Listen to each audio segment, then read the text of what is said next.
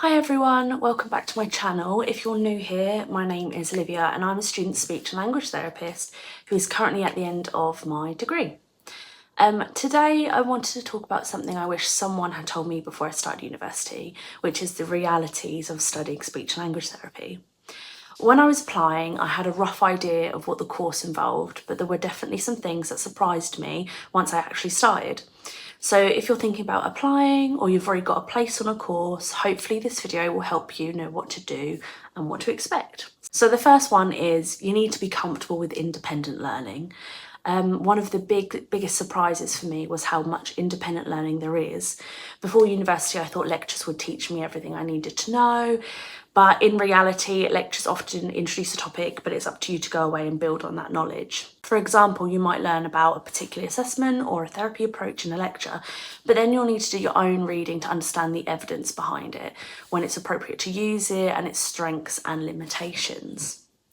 A lot of the learning happens outside the classroom or the clinic through journal articles, textbooks, research papers and independent study. At first, this did feel quite overwhelming, but overall time, you get better at finding information and thinking critically about what you're reading.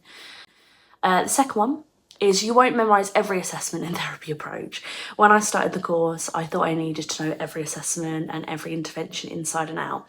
But the reality is that there are so many assessments and therapy approaches and client groups that nobody knows everything to.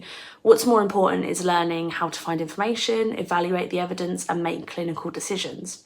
As a future clinician, you're constantly learning, and that's something I didn't fully appreciate before starting university.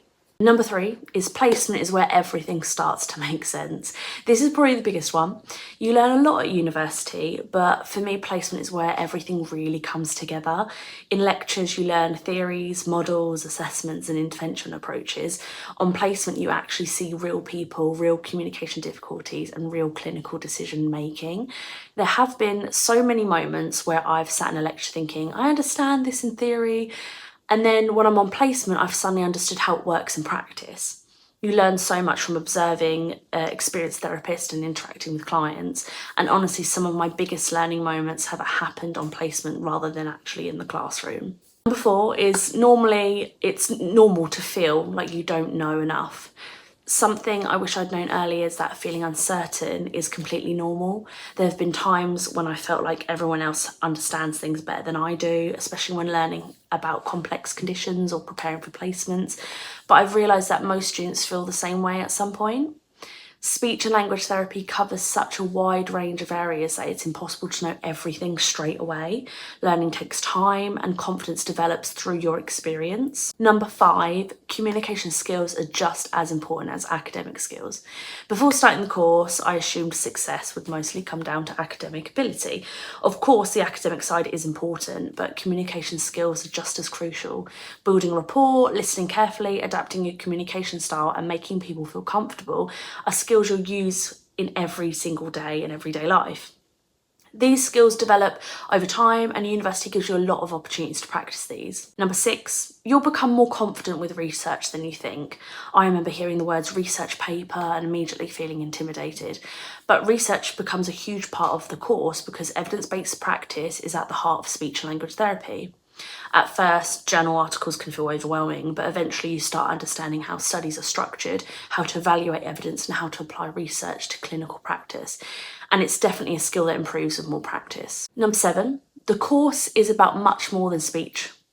Before starting, I think I understand just how broad speech and language therapy actually is.